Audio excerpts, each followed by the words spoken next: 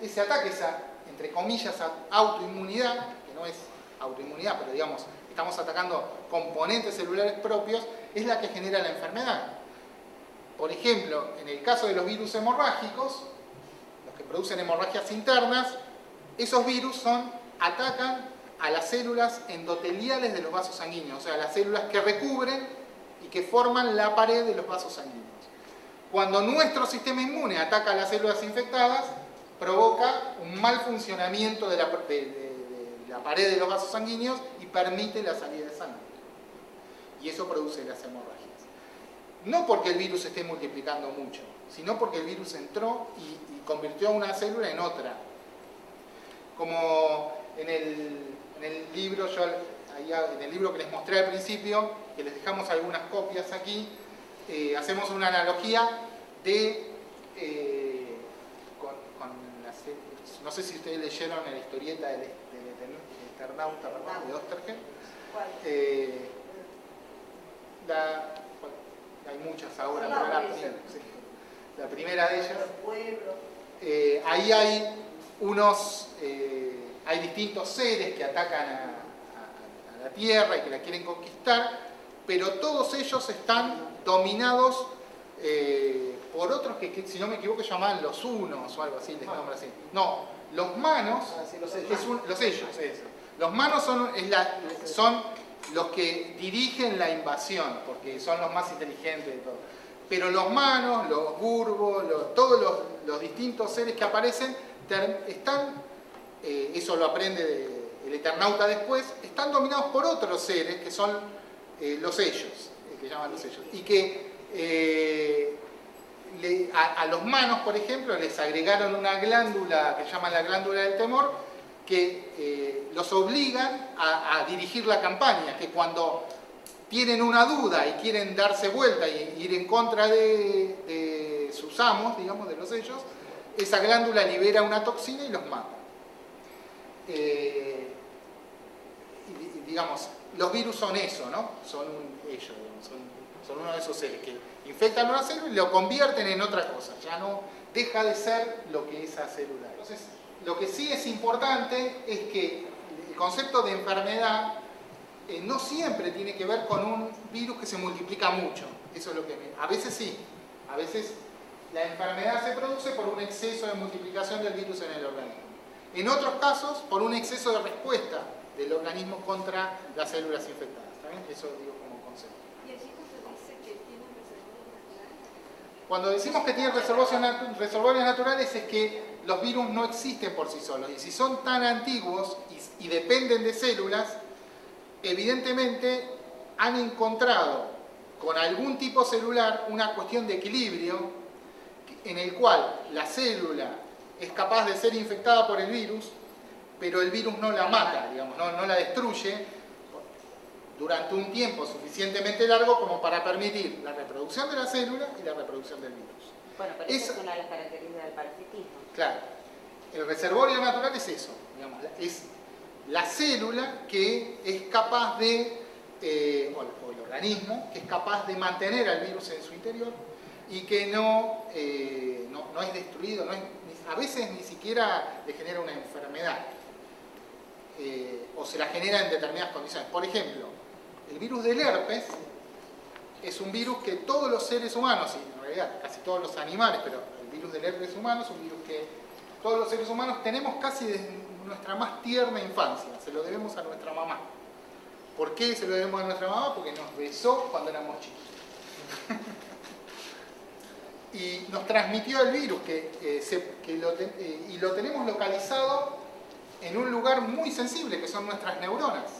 O sea, el virus del herpes está localizado en nuestras neuronas, de la misma manera que el de la varicela. De varicela zoster.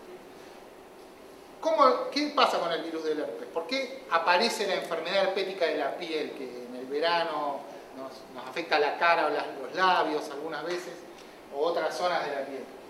Porque el virus está siendo producido muy lentamente, tiene una tasa metabólica muy baja en las neuronas, por eso no nos afecta, y continuamente baja por los axones, se extiende a las células que están en contacto con esos axones, que en general son células de la piel, y es contenido en ese lugar por el sistema inmune. Nuestro sistema inmune continuamente lo está conteniendo. Cuando tenemos una baja en las defensas, por cualquier razón, por estrés, por exceso de irradiación ultravioleta, por lo que fuera, el virus puede desarrollarse.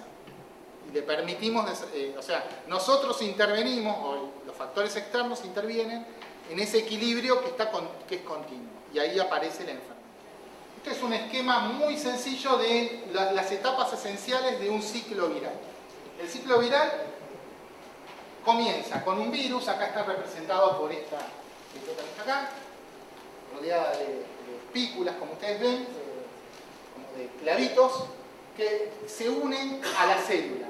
La unión entre el virus y la célula es muy específica. Las células tienen estructuras en su exterior que no les sirven para recibir el virus, les sirven para otras cosas, pero que el virus utiliza como vía de entrada.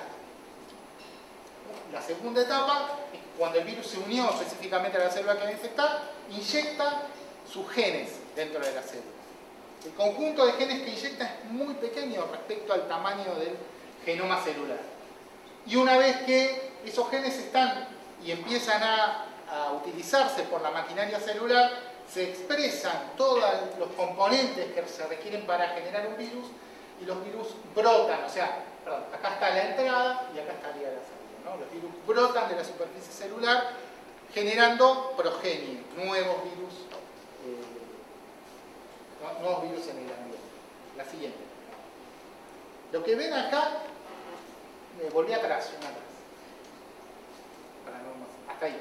Ahí es. Lo que ven acá, este cuadrado representa en su superficie, este cuadrado gris, el tamaño del genoma de una célula eucariota.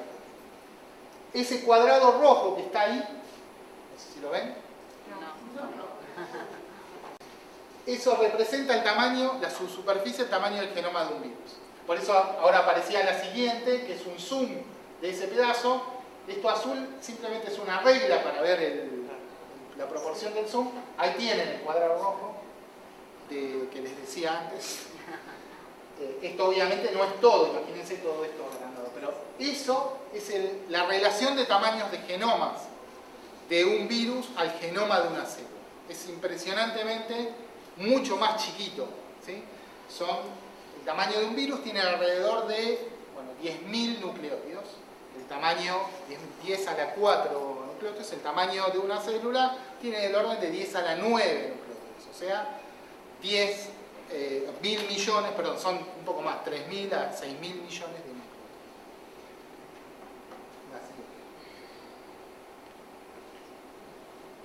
Ahora, estos que estamos mostrando aquí son... ¿Bajo todo? Sí, algunos de los problemas que aparecen que todavía están en discusión en la virología, como decíamos recién, por qué se infecta, por qué es tan selectiva la infección, por qué algunos virus son capaces de cambiar de huésped, y estamos llamando huésped al organismo reservorio, ¿no? En este caso es un concepto médico, digamos, de huésped. ¿Por qué algunas cepas de virus son muy patógenas y otras no? Porque son incluso mortales. ¿Cuáles son los mecanismos por medio de los cuales los virus evaden en los sistemas de defensa? Y eso es esencial para poder intervenir en la progresión de una enfermedad.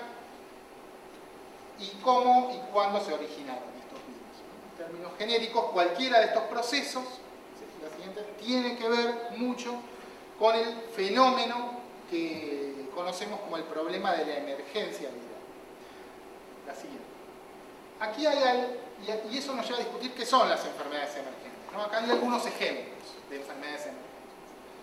La gripe, que ustedes conocen, que sucedió hace poco y de la que vamos a hablar más en detalle, el dengue, del que también vamos a hablar, la fiebre amarilla, la fiebre hemorrágica argentina, la fiebre hemorrágica boliviana, el síndrome pulmonar producido por hantavirus, la fiebre del Valle del Rift, el síndrome renal producido por hantavirus, la fiebre de ébola, el SIDA, etcétera, la viruela, etcétera. Ahora vamos a dar algunos ejemplos de estas enfermedades emergentes. La pregunta que sigue y que vamos a tratar de responder es a qué cosa llamamos emergencia de un virus. Sobre todo teniendo en cuenta este concepto de que los virus no son nuevos, son muy antiguos, incluso más antiguos que nuestra especie, que apareció hace muy poco tiempo en la Tierra en términos geológicos.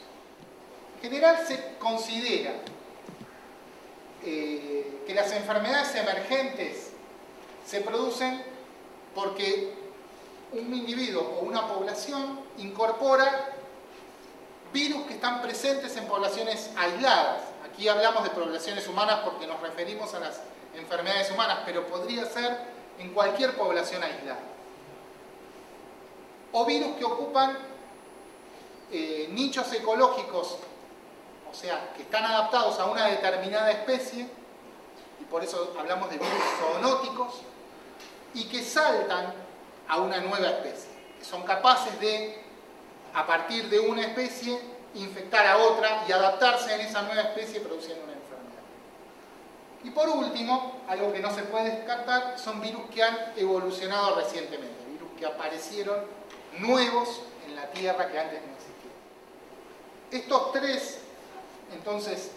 tres mecanismos de aparición de enfermedades emergentes, vamos a ver que se reducen a dos, porque es muy, pero muy raro, y la verdad es que no conocemos ningún ejemplo de virus que hayan evolucionado de nuevo recientemente. Siempre van a aparecer estos dos mecanismos esenciales. Y en definitiva, para un poco intentar responder la pregunta, ¿a qué llamamos enfermedades emergentes en un contexto donde la historia de las relaciones son muy antiguas? Necesariamente, principalmente, alguna de estas cosas. Una enfermedad emergente es una enfermedad que empieza a producirse en mayor proporción de lo que antes estaba y que antes o la desconocíamos o estaba aislada a una población muy, muy reducida. Y de esa manera emerge. Pero no siempre es así. A veces lo único que emerge es nuestra ignorancia, digamos, es el desconocimiento previo del proceso.